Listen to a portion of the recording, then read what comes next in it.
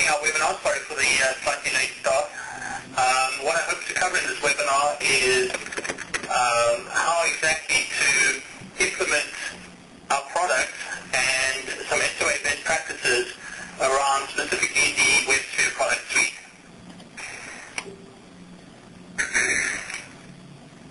What I'm going to do in the next few slides is essentially storyboard the basic problem statement, which is why developers struggle specifically with implementation around security and why organizations really battle to create governance around the service-oriented architecture within their organization.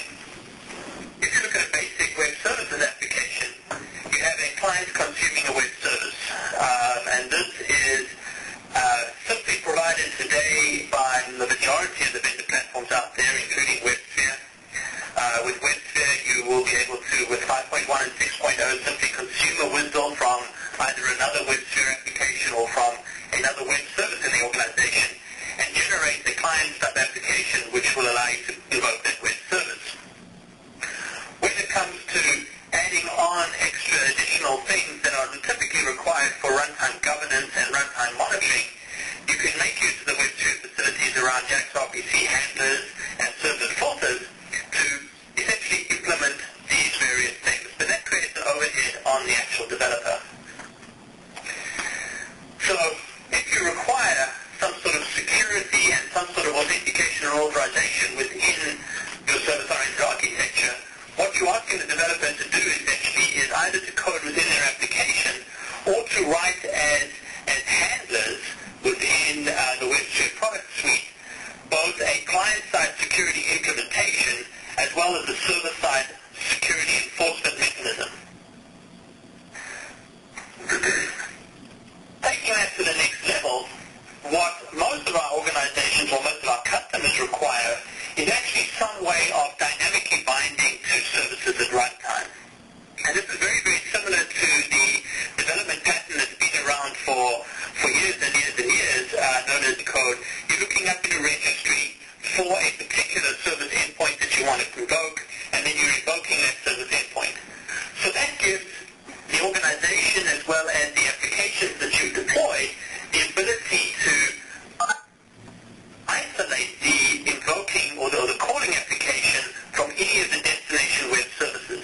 And this basically gives a lot of flexibility to the architecture, and it also gives organizations the ability to minimize the impact of change and give that flexibility to their architecture.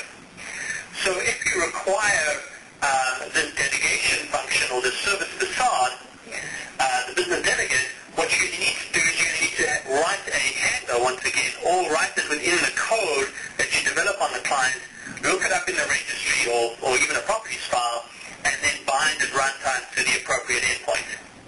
The developer is not really subject to the performance constraints around this because he can simply catch that endpoint because typically an endpoint for a web service doesn't change very regularly in an environment.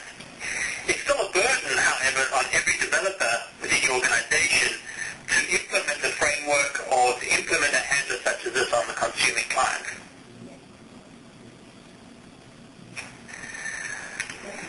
Then an organization might impose the requirements for monitoring and logging of particular service requests. And this brings up the need to actually create, again, some sort of handler for each web service that is deployed that is capable of logging and monitoring and auditing specific transactions. If an organization requires governance and logging around web services transactions, whether it be for SOX compliance or whether it be for their own internal justification of the SOA and measuring return on investment for an SOA, then they're going to need this kind of monitoring and logging capability. And without a centralized framework or without a product suite being purchased, an organization could create a handler that actually logs to a reporting database and perhaps has an administration interface that allows you to view these logs. So then what happens is, as an organization starts deploying more and more web services, they then have the requirement for governance. And this is a much, much overused term, but essentially the way I look at it is that it allows the organization to centrally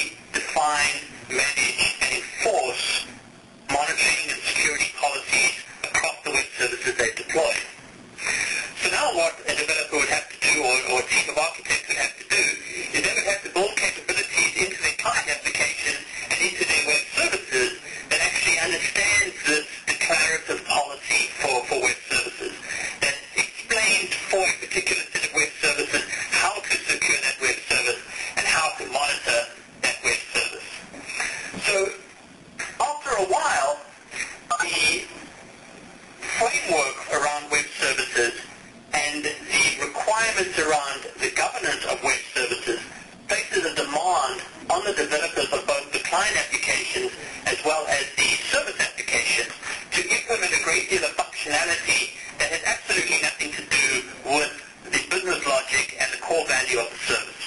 You start seeing more and more of a requirement for frameworks, for tools, for products that can complement WebSphere's capability today in exposing and consuming web services. And as I mentioned earlier, WebSphere provides a great capability around adding these capabilities in through handlers and servlet filters, but you really need an organization really wants to be able to provide their developers with tools and products to make it a lot simpler. As, of course, the services grow, then the demand on the developer increases exponentially. So every single platform and every single service that's developed will have to leverage this particular framework that's being built, and it starts to become a management nightmare for an organization. This is where a product like the SOA Software Service Manager comes in, and how it complements IBM's WebSphere and IBM's Message Broker, which I'm actually going to be showing later on in this presentation. But the Service Manager provides a registry, a policy store, and a reporting database, as you can see on the left-hand side, where you can, through a central console, manage the policies and security configurations and view the monitoring and logging that's been provided by your SOA in one central location. Then if you look at, on the bottom right-hand side, we have policy enforcement that does authentication and authorization against Tivoli Access Manager. It does logging and monitoring and auditing and puts that into the reporting database on the left-hand side. And it also leverages the dynamic policy that exists within the Service Manager on the left-hand side. And that agent, that little cog in the box there in the middle, is actually one of our agents which we call a management point, which deploys inside WebSphere Application Server, and I'll describe that in a second. If you look at the top of the diagram, we have a very, very unique piece of functionality, which is our SDK, which actually provides that business delegation or that dynamic binding that I described earlier. A lot of our customers at runtime want to be able to discover the appropriate service endpoints, as well as being able to, at runtime, comply with the policies that have been defined in our product on the left-hand side. So, for instance, you want to be able to provide your developers, a customer wants to provide their developers with a toolkit that implements security for them, that will sign a message for them, that will encrypt the message for them, that will put a SAML insertion into the message for them based on the policies that have been defined within the Service Manager on the left-hand side. And they want this SDK to do this in a manner that is transparent to the developer and in a manner that is dynamic. So our product provides these three things that interoperate together. The Service Manager on the left, which allows you to define policies, register services, and view performance data. The agent on the bottom right, which is responsible for enforcing policies inside the WebSphere container, policies for security, logging, monitoring, auditing. And then the SDK is the top of the picture, which essentially is the toolkit that helps developers to transparently comply with policy. And what you're doing is alleviating all the custom code that a developer would have to do manually to comply with this policy.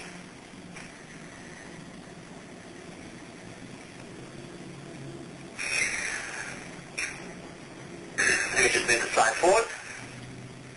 So the next few slides is going to show a couple of screenshots from the Service Manager and describe some of the functionality around what the Service Manager can do.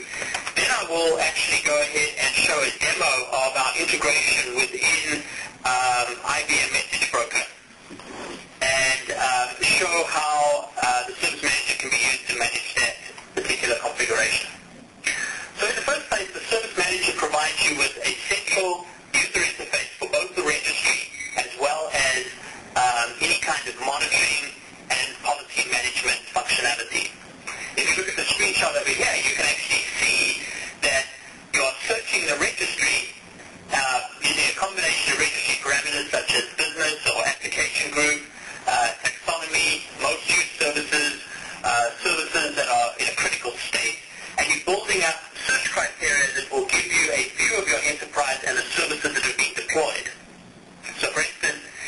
go and you deploy 30 services across a number of different WebSphere application servers or clusters, then these services will be searchable through our user interface. Our user interface leverages the UDI server intimately and allows you to use the UDI data structures to present these results back to the users. So a developer, for example, might come into our user interface to find a service that they need that they want to reuse. They'll be able to search for it by a number of different means, by its name, by its description, by how the service is being categorized, by how the service is running, and hopefully be able to find a service that they can then reuse within their own application. The nice thing about our product is that it combines the registry data, the registry search results, with the monitoring and state data from a particular service. So we present an integrated solution where developers can gain the confidence in the services that, in the search results that get presented back to them. So if they're looking for a particular service, at the same time they can see how it's performing, how well it's performed historically, how reliable it is, what platform it's running on, and what its current state is. So these are important things that you need to actually gain a certain amount of confidence in the enterprise. The nice thing is it's also heterogeneous, so you're not only looking at WebSphere, services on WebSphere, but you're looking at services across other IBM products as well as across other J2E and .NET platforms that might exist within the enterprise. What we do, as I mentioned earlier, is present these search results along with real-time performance data and real-time alerts. So any SLA violations that have occurred and any kind of performance data that the product has managed to gather is shown to the user live and in real time. If you have a look at the slide that's currently on the WebEx, you can see that there's a list of 4 services on the left-hand side. They are associated with a state. If you look at the top one, it's got a major state and a little orange indicator, as well as a thumbnail chart that demonstrates its performance and the errors and the throughput that that service is currently experiencing. On the right-hand side, we're showing all the alerts, whether they be SLA violations or service failures that are associated with those 4 services on the left. So this gives a user a quick at-a-glance view of how the services are performing and what the state of those services are. If I drill into the detail, you can see a more detailed chart showing the performance as well as the service level agreements, a dependency map which illustrates the interdependencies of services. So for example, if I have a service that's deployed on WebSphere that in turn invokes another service on either another container or the same container, you can actually, that information is reflected on this dependency map, this relationship map, and you can then perform a root cause analysis based on, or in the event that a failure occurs. So our product keeps track of the service dependencies, as well as making it very, very easy for the developer to visualize that and see what is going on within that dashboard. I think I've covered this. What we also do is a lot of very, very detailed service monitoring.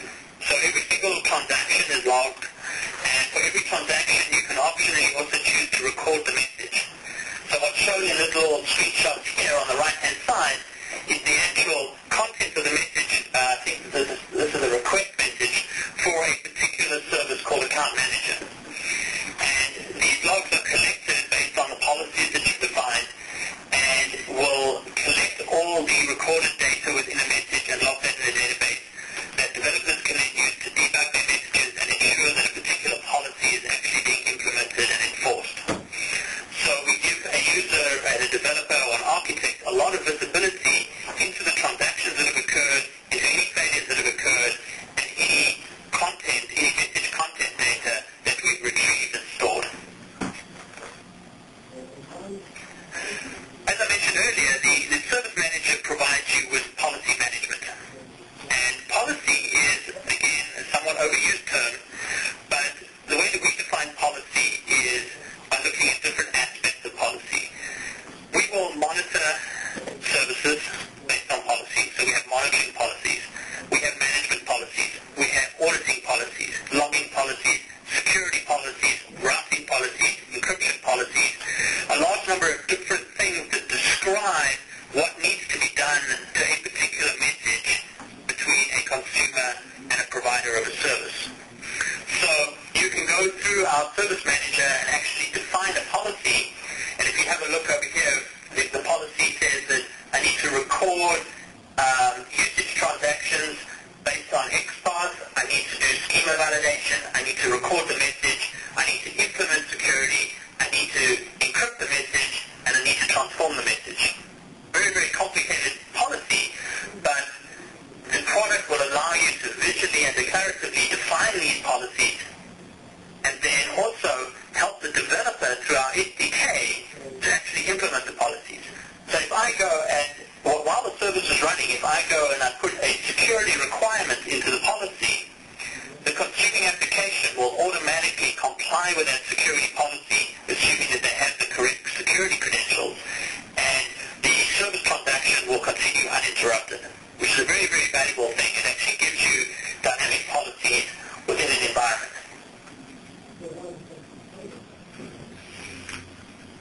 This is an example of a security policy that we have.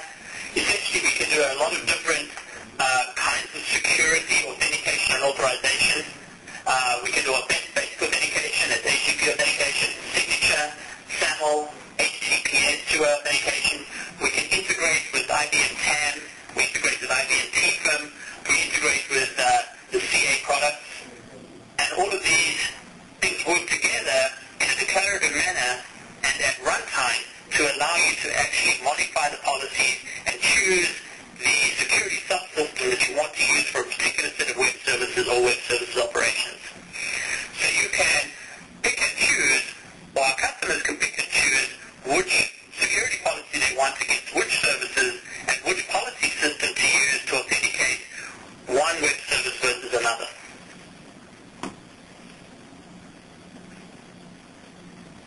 So let's talk briefly about WebSphere integration.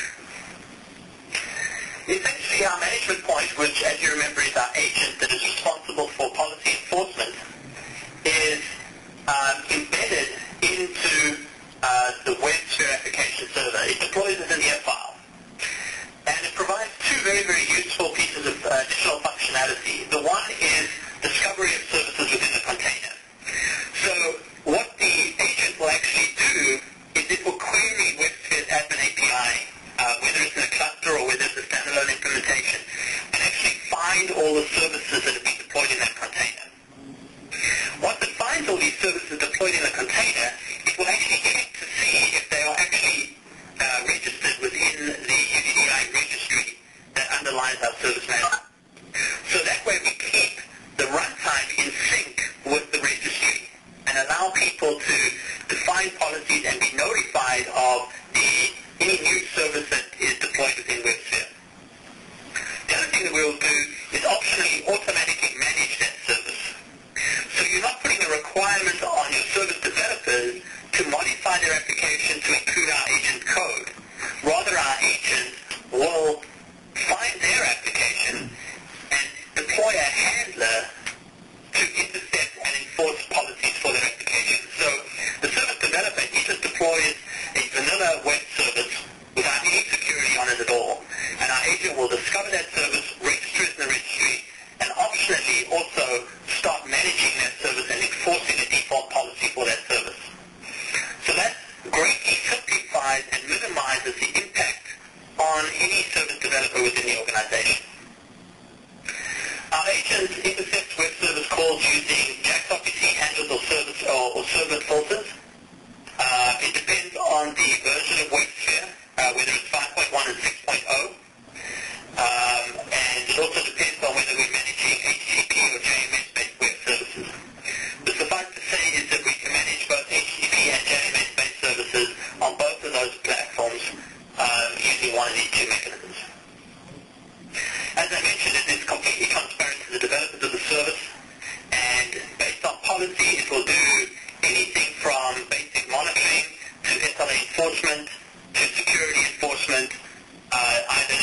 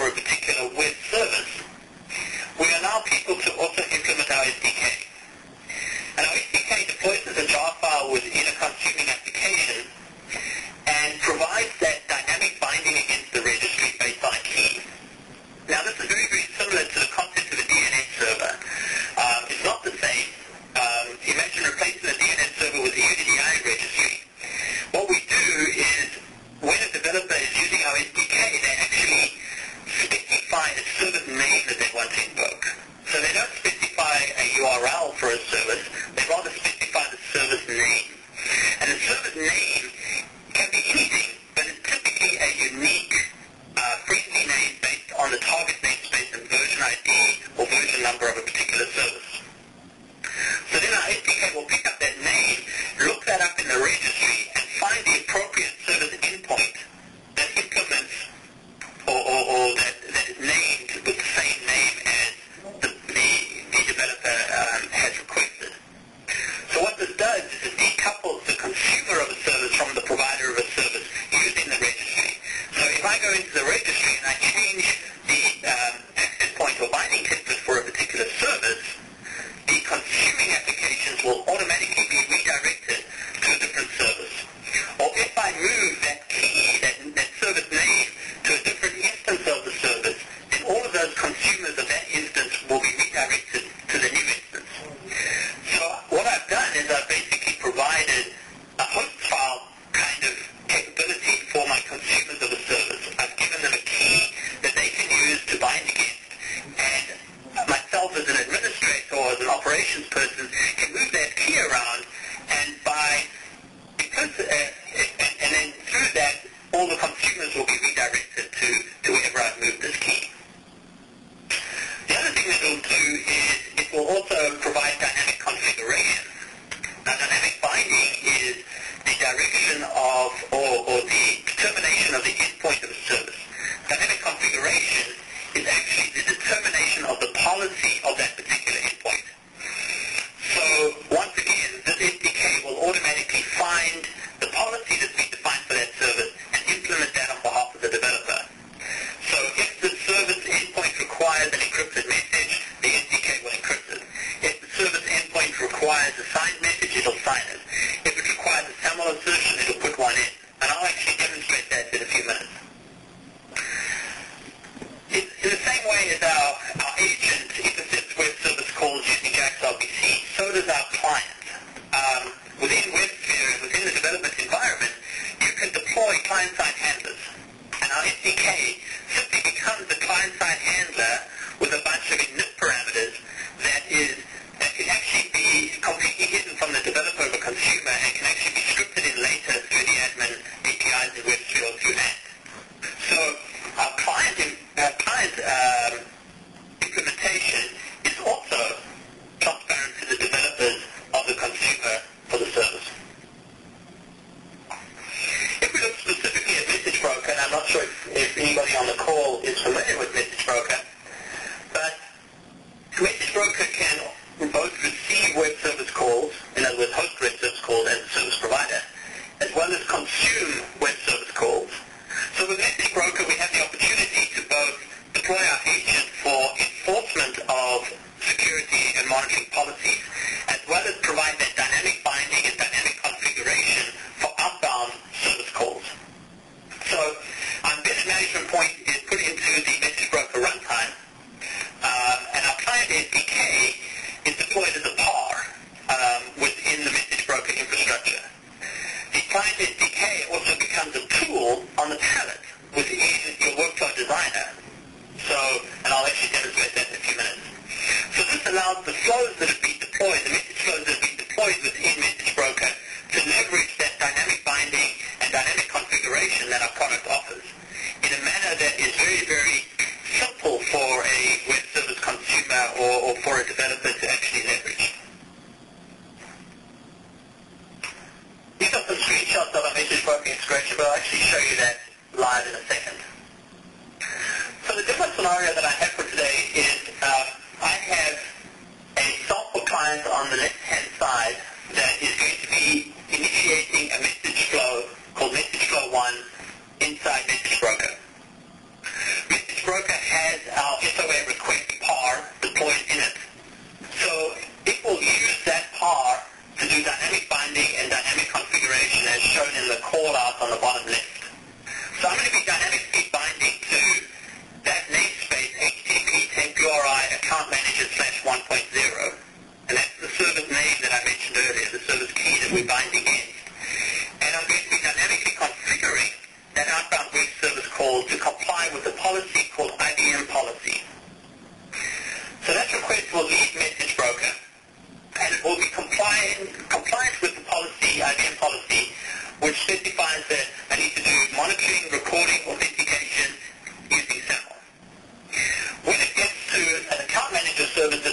WebSphere, we have our agent deployed within WebSphere, which will actually enforce that policy called IBM policy. So it will do the monitoring, it will do the recording, and it will do the authentication based on the SAML assertion that message broker automatically put into the message. So what we've done here is we've provided very, very simply and very, very declaratively a way of dynamically binding to a service endpoint, putting the security credentials into the message as a SAML assertion transparently to the developer, and then also doing all the monitoring, management, and authentication and security enforcement inside the service itself. So if you give me a second just to share the application.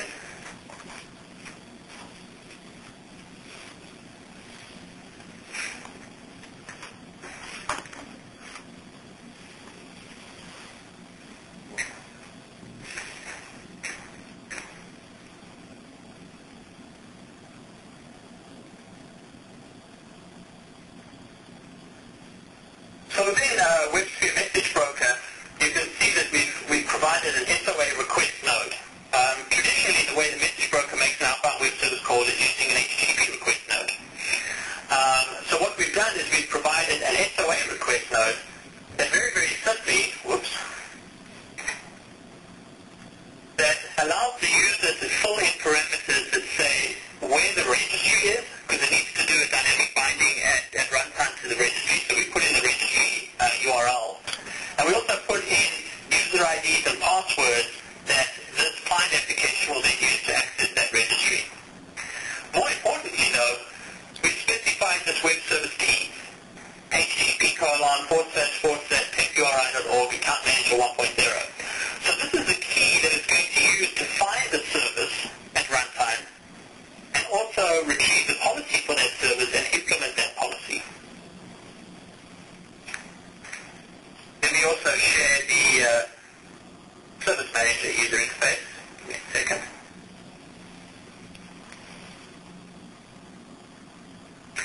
Inside the service manager, I have a dashboard that is showing you the account manager service as it's deployed in WebSphere. But not only that, I have a policy assigned to that particular service called the IBM policy. Right now, the IBM policy is going to be monitoring the usage of the service, recording 100% of the transactions, and also recording the content of both the request and the response into the database. So let me make a web service request. Now if you remember from the diagram that I drew, I have a client that is calling the message flow inside WBI. WBI is going to be dynamically binding to this particular service endpoint, which sits inside WebSphere. I just called it, and what you can see here is we have a single transaction that just came through, one transaction that was logged and recorded inside our service manager. So what happened was the client made the request, initiated the message flow inside WBI. WBI used our gateway to invoke the service on WebSphere. WebSphere's got one of our agents deployed, so it captured that usage record and stored it in the database. This is what you see here. So you can see that at 11:37, because I'm on the West Coast, there was a list accounts web service call made. And you can actually see the captured message. You can also see a lot of detail around the usage record, when it was made, what the transaction ID was, what the message size was, whether or not a soap fault occurred, and what that soap fault might have been. So what you can see here is we've got a pretty vanilla SOAP request being made across the network. So right now we're not enforcing any kinds of security policies on this particular service. Let me change that and show you how it behaves dynamically. So if I go into the IBM policy and I add security to that policy,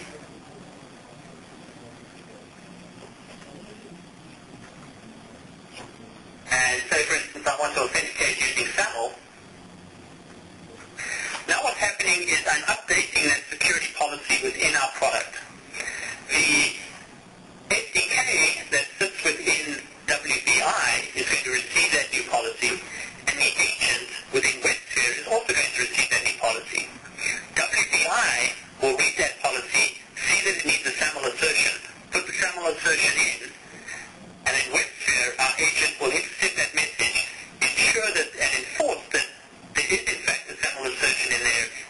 that for authentication. So let me make another request.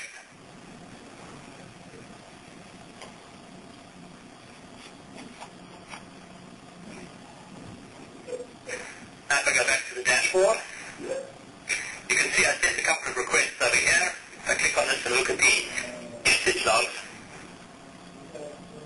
what you actually see in the message is a SAML assertion.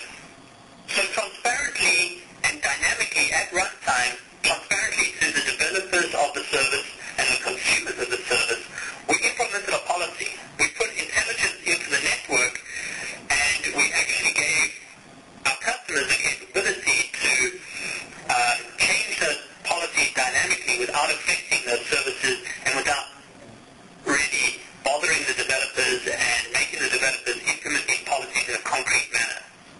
So that gives the organization the flexibility to change, and it also dramatically lowers the cost of development while complementing the existing WebSphere functionality that exists today.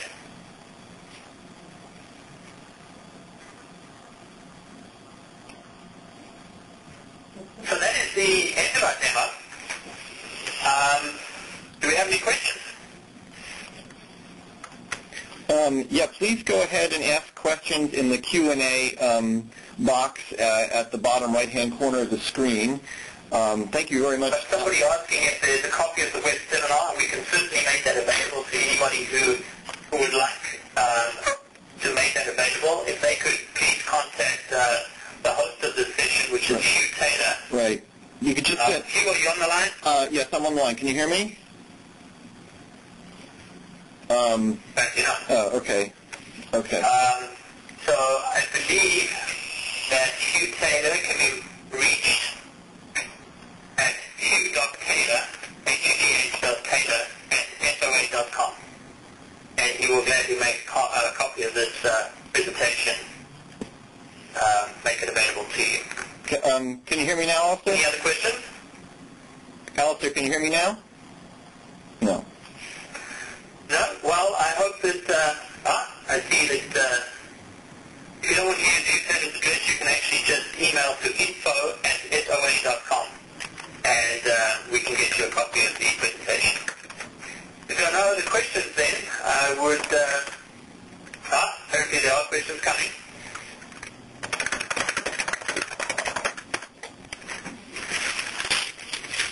Something's asked about change management.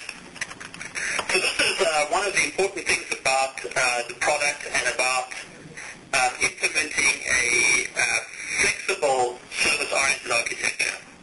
The fact that we can allow consumers to bind by name gives you a lot of flexibility to manage change within the organization. So for instance, that specifying by name actually includes inside that name the version number of the service that you're looking for. And there's a very, very important thing around that version number, because what it allows you to do is two things. The first thing is it allows you to monitor who is calling what version of the service. It also allows you to put up new versions of the service, and if they're backward compatible, allows you to assign the same name to that same service interface. So then backward compatibility is handled transparently to the consumer of the service. So say for instance you have version 1 of the service running, and you put up version 2 of the service.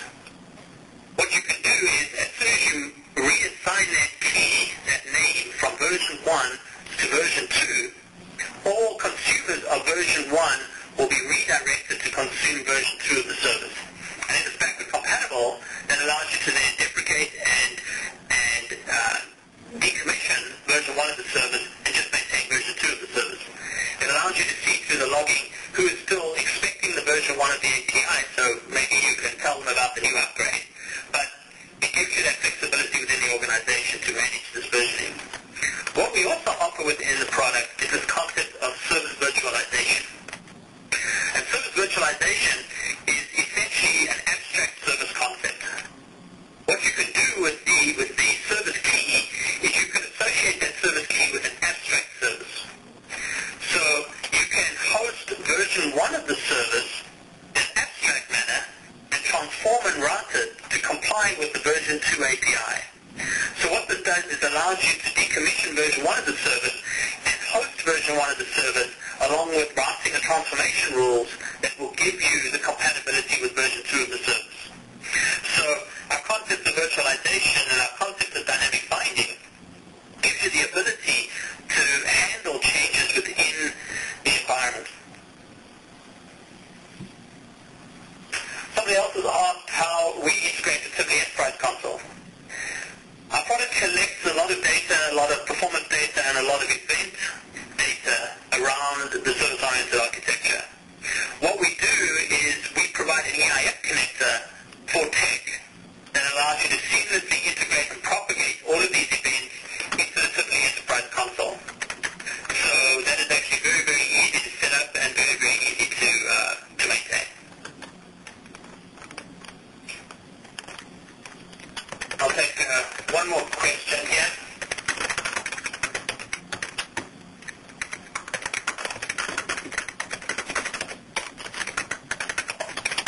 Somebody's asked how this infrastructure actually affects the developer. I would say it's actually up to the organization as to how much they want the developer to see and be aware of in terms of the service manager. What you can do, let's just take the one extreme. A developer can go using the existing tool set, get a WSDL document from his friend or from the other development team, consume that, generate his stuff, call that service, and be done. And not know anything about agents that have been deployed or any kinds of SDKs.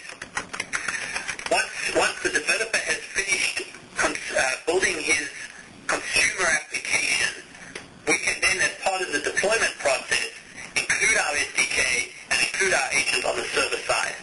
So people can continue to develop the way they are and declaratively insert our infrastructure into that particular environment. So it's very, very easy and very, very non-intrusive for developers to make use of the infrastructure. If an organization does want to make use of our SDK during development, then that is also something that's very, very simple to do. The SDK is not particularly complex, nor is it particularly difficult to integrate.